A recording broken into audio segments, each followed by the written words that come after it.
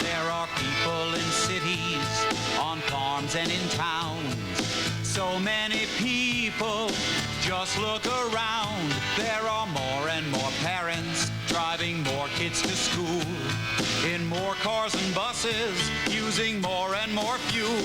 From a baby in China to a grandma in Rome, we're all of us sharing this same precious home. Our home is the earth. The earth is our home. We all need to care for the water, land, and air.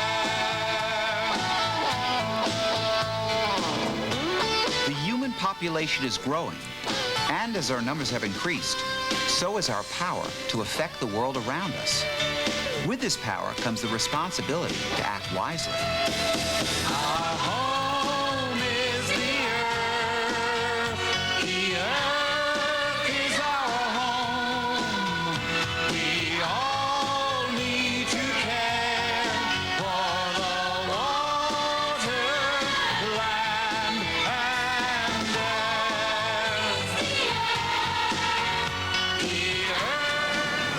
Hi, I'm Slim Goodbody, one of about 5 billion people who live here on Earth.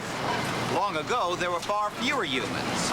And as our numbers have grown, we've learned new ways to use the Earth's resources to meet our changing needs. Way back in the past, our numbers were fewer and our needs were simpler. We roamed over the Earth, hunting and gathering food from forests, fields, and streams. Our population kept increasing. Later, we learned to grow crops and settled in small agricultural communities. Time passed. Cities grew. More and more people living in ever more crowded spaces. At the same time, we invented new tools and technologies for meeting our needs. The steam engine, electricity, the automobile and the airplane, radio and television. We found ways of using the Earth's natural resources to make more and more types of products. Well, that was progress, but it also created problems. Like garbage, waste, tons and tons of it. But garbage wasn't such a big problem long ago. How come? Basically for 3 reasons. 1, there weren't as many people.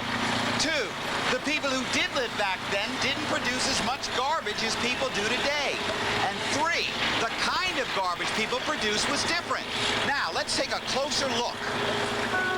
2,000 years ago, there were only 250 million people on the entire planet. Today, there are 250 million people in the United States alone. And in the world, there are more than 5 billion. Scientists estimate that in the next 20 years or so, that number will grow to 7 billion. And the more people, the more garbage. But our numbers aren't the only problem. Each and every one of us produces more garbage than people did who lived long ago. Long ago, people had fewer possessions. If someone wanted a loaf of bread, well, they didn't buy it in the store, they baked it, so there was no wrapper to throw away. And there were no milk cartons because people milked their own cows and goats. Now, if they did buy something, very often they would reuse the package it came in. For example, a glass jar might be kept and reused to store vegetables, so waste was kept to a minimum. Finally, when people did throw things away, they were made from natural products, wood, clay, even parts of animals that they hunted and raised. Now, these products were biodegradable. Biodegradable? What does that mean? When a material is exposed to the natural environment, sunlight, wind, and water, a material like wood, for example, and it eventually breaks down to become part of the soil again, we say it's biodegradable. But today, we're making products from materials that don't degrade. We're making permanent garbage.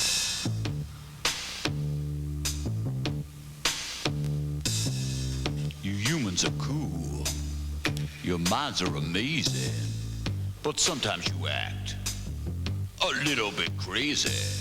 Take, for example, a product you've made that'll never, ever, ever degrade. It's styrofoam. It's here for good. Styrofoam.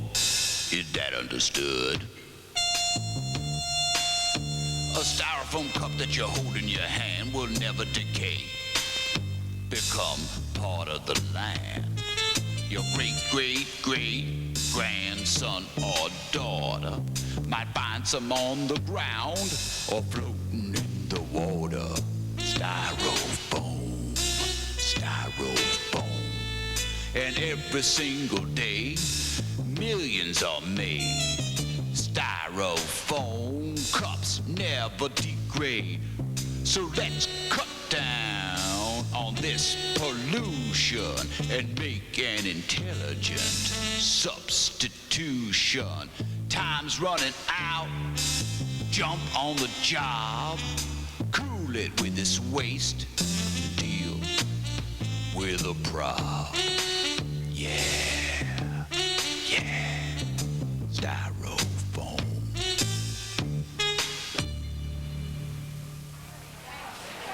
We human beings sure do use a lot of things. Lots and lots and lots. We use bottles and barrels, boxes and bags, and packages galore.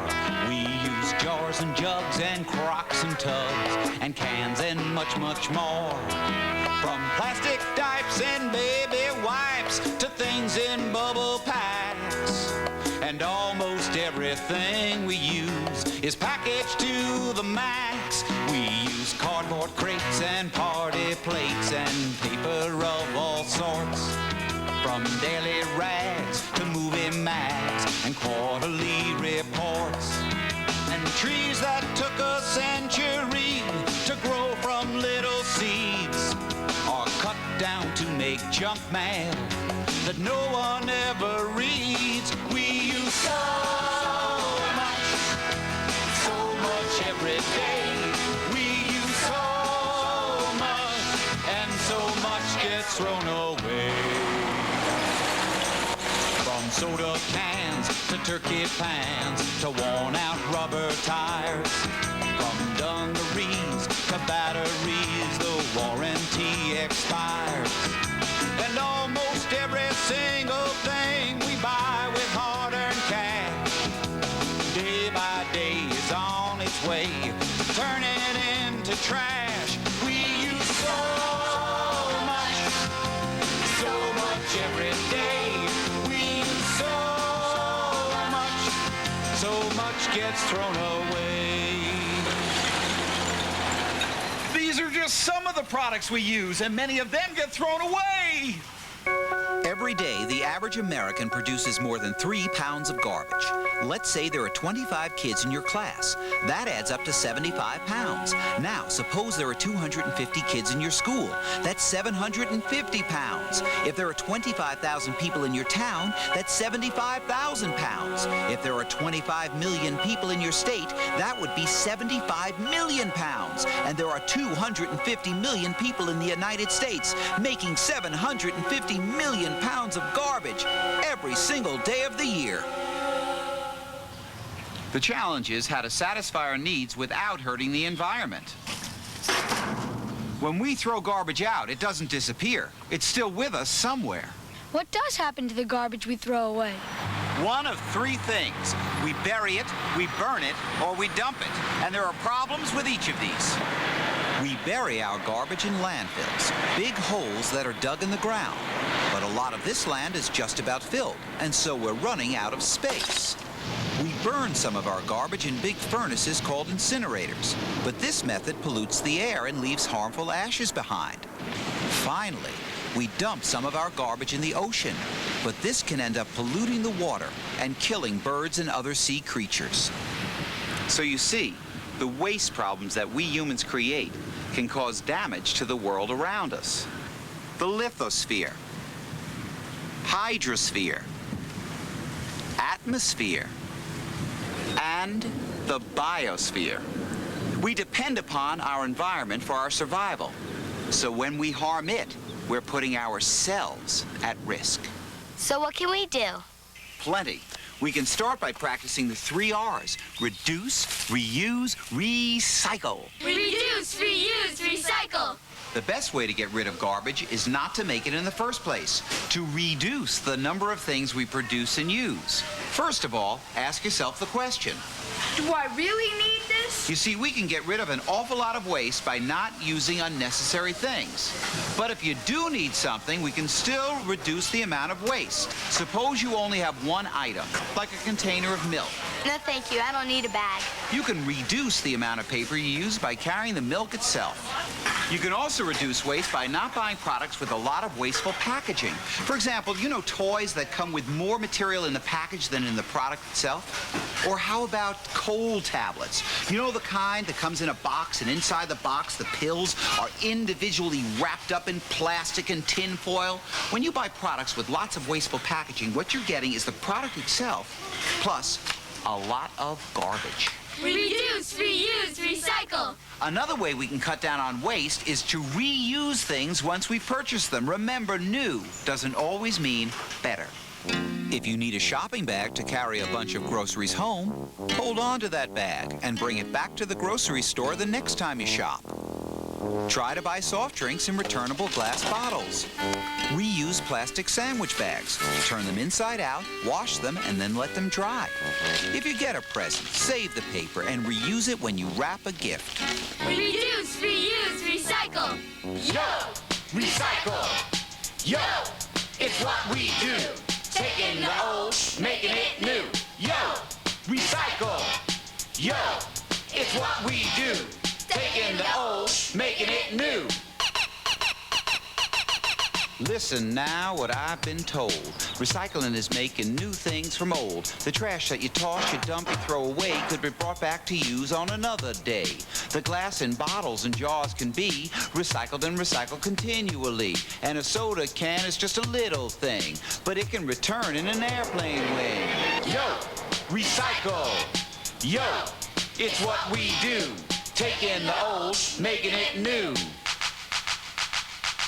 When we chop down trees, we make all kinds of paper from these. Why, a whole green forest is what we need just to make the Sunday papers we read. So collect your papers, tie them up, and then we'll be saving trees when they're used again. Yo, recycle. Yo, it's what we do. Taking the old, making it new. Some of your garbage is leftover food. It can smell bad, it can look crude. Gather up scraps, pile them up deep, and you can make an excellent compost heap. Soon it'll turn into a kind of fertilizer. Your garden will grow. Hey, you, get wiser. Yo, recycle. Yo, it's what we do. Taking the old, making it new. When you go to a store for something to buy, check it out, give it a careful eye. Look at the label, search out the sign that says recycle, then you're doing fine. And now there's bottles and jars of plastic that can be recycled. Hey, that's fantastic! Yo, recycle. Yo, it's what we do. Taking the old, making it new. Yo, recycle. Yo, it's what we do. Taking the old, making it new.